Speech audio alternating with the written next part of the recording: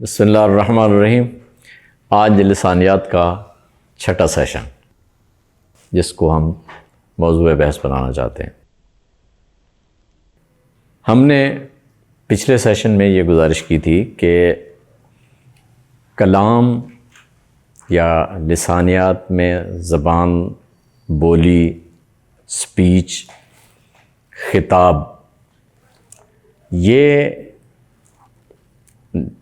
سامع اور متکلم، مصنف اور قاری کے درمیان ایک برزخ ہے۔ اس برزخ کو برج کرنے کا ایک طریقہ ہوتا ہے،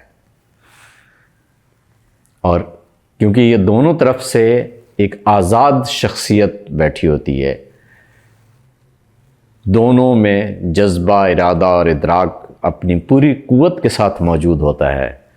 سامع کے ذہن میں بھی، سامع کا ذہن اور شخصیت جذبہ، ارادہ اور ادراک رکھتی ہے، اور متکلم کی شخصیت بھی جذبہ، ارادہ اور ادراک رکھتی ہے۔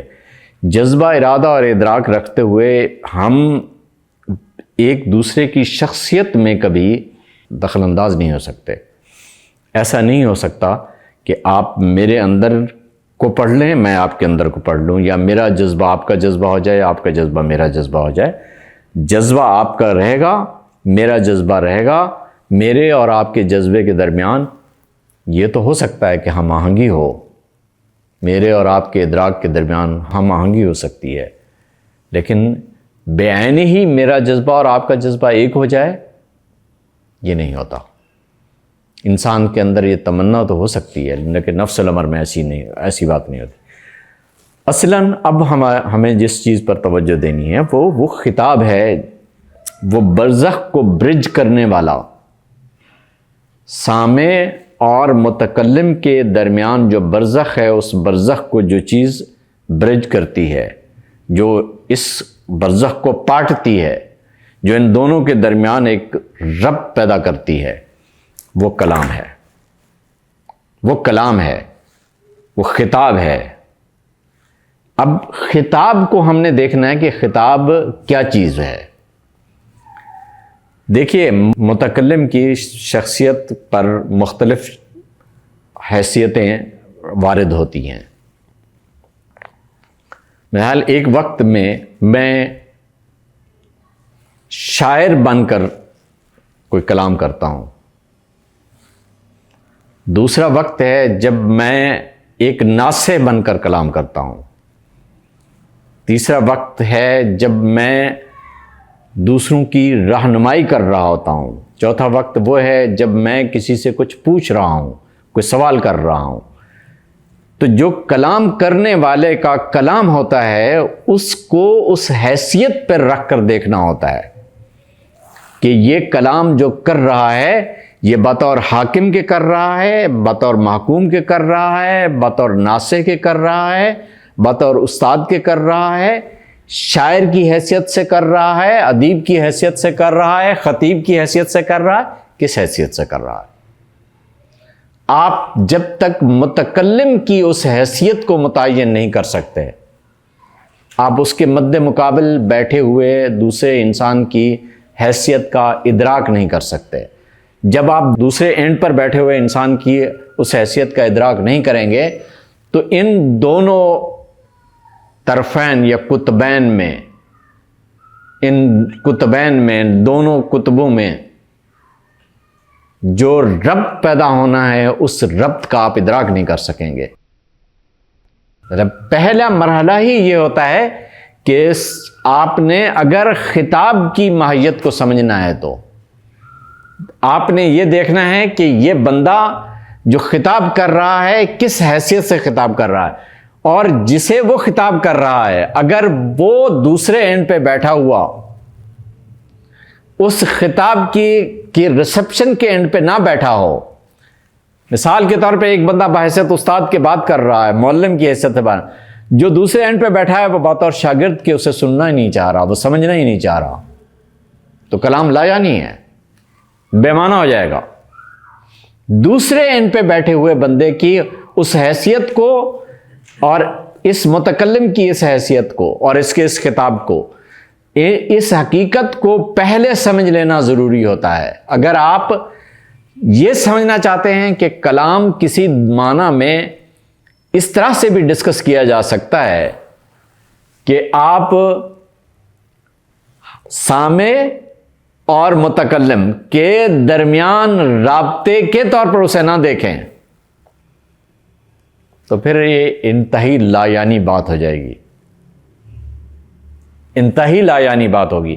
کیونکہ متکلم اور سامع کے درمیان جب تک یہ دو پولز قائم نہیں ہوں گے اس وقت تک خطاب کو آپ سمجھ نہیں سکتے، اور جب آپ خطاب کو سمجھنے بیٹھتے ہیں تو آپ کو متکلم کی حیثیت متعین کرنی ہے۔ متکلم کی حیثیت متعین کرنے کے بعد آپ کو دوسرے اینڈ پہ بیٹھے ہوئے بندے کی حیثیت متعین کرنی ہے۔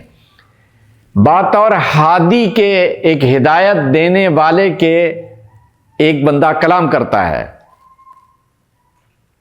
ایک بندہ کلام کر رہا ہے بطور ہادی کے، ہدایت دینے والے کے، دوسرے اینڈ پہ بیٹھا ہوا بندہ مہتدی نہیں ہے، وہ بحیثیت مہتدی اسے سن نہیں رہا، تو ہدایت پر آپ بات نہیں ہو سکے گی۔ اب اس خطاب پر بات نہیں کی جا سکے گی جس خطاب نے بطور ہدایت کے یہاں کام کرنا ہے، بطور ہدایت کے یہاں جس نے فنکشن کرنا ہے۔ اس لیے یہ ضروری ہے کہ کلام کرنے والے میں، مصنف میں اور قاری کو، ان دونوں کو پہلے سے قبول کرنے کی یہ ایک حقیقت ہے، اور اس خطاب نے، خطاب کی حیثیت کو متعین کرنا ہے متکلم کی حیثیت نے، اور متکلم کی اس حیثیت نے متعین کرنا ہے اپنے سامع کو۔ اگر ان دونوں کے درمیان وہ تعلق، وہ تسلسل جو ایک کلام کو حقیقت بناتا ہے، کبھی وجود میں نہیں آتا۔ اس لیے جیسے آپ کہہ رہے تھے کہ عناصر کی، ایلیمنٹس کی بات ہے، یہ ایلیمنٹس کا بات ہے۔ کلام کے لیے ایلیمنٹس کی حیثیت کن چیزوں کو حاصل ہوتی ہے؟ کلام کے لیے ایلیمنٹس کی حیثیت کلام کرنے والا اور کلام سننے والا، اور کلام کرنے والے کی حیثیت اور کلام اس حیثیت سے وجود میں آ رہا ہے، اور آگے سننے والا جو بیٹھا ہے اگر وہ اس اینڈ پہ نہیں بیٹھا ہوا جو اس کلام نے اسے دینی ہے تو اس طرح سے کلام وجود میں ہی نہیں آئے گا۔ اس لیے اس حقیقت کو اچھے طریقے سے سمجھنے کی کوشش کیجئے کہ صرف لفظ پر بات کرنا لا یعنی ہے، لفظ بے معنی ہو جاتا ہے اگر متکلم کی زبان سے ادا نہ ہو۔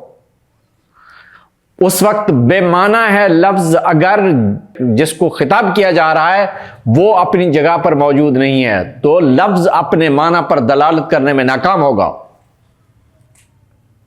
اگر آپ نے کلام پر بات کرنی ہے تو کلام میں آپ نے متکلم کی حیثیت متعین کرنی ہے، اس حیثیت کے نتیجے میں اس کلام کی حیثیت متعین، اور اس کلام کی حیثیت متعین کرنے کے نتیجے میں آپ کو سامنے بیٹھے ہوئے سامع کی حیثیت کو دیکھنا ہے۔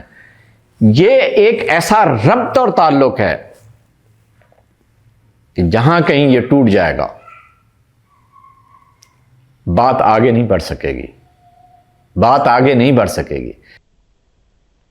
ہادی، متکلم ہادی ہے، ہدایت دینے والا ہے، کلام کی حیثیت ہدایت کی ہے، آگے بیٹھا ہوا بندہ بطور مہتدی اسے دیکھ ہی نہیں رہا، اسے ریسیو ہی نہیں کر رہا،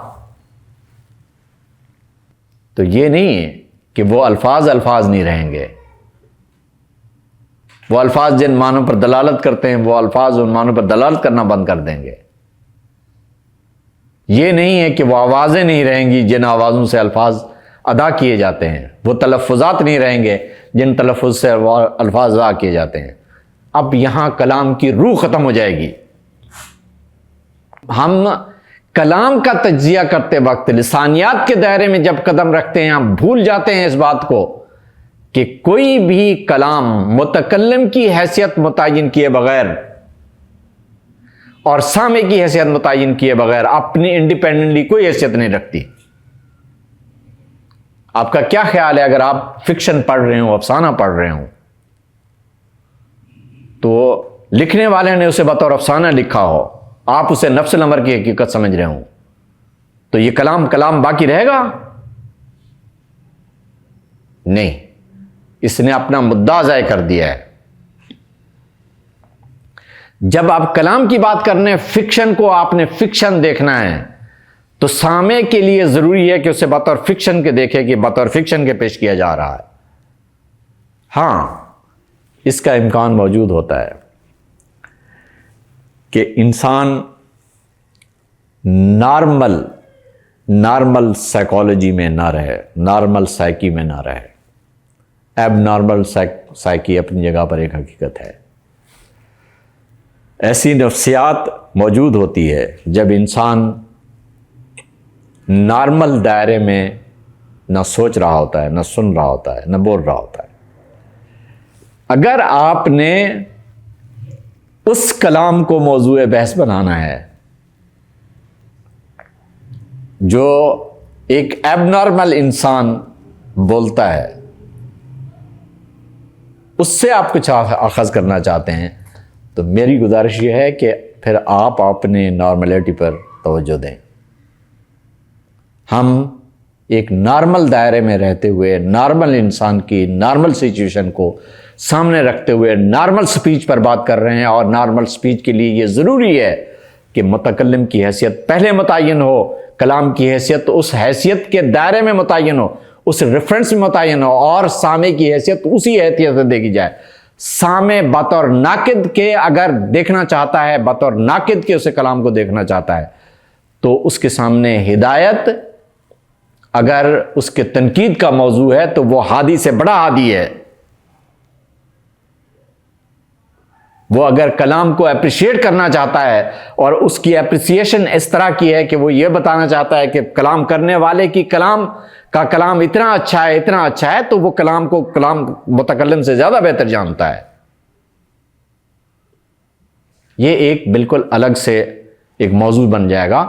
میں صرف یہ گزارش کرنا چاہ رہا ہوں کہ قاری کے لیے، سامع کے لیے، مخاطب کے لیے یہ ضروری ہوتا ہے کہ وہ خطاب کو وہ حیثیت دے جس حیثیت سے مخاطب نے اسے خطاب کے طور پر پیش کیا ہے۔ اگر آپ اس اصول کو نظر انداز کر دیں گے تو صرف لفظ اور لفظ کے معنی پر بات کرنا کلام پر یا لسانیات پر بات نہیں ہو سکتی ہے۔ السلام علیکم ورحمۃ اللہ۔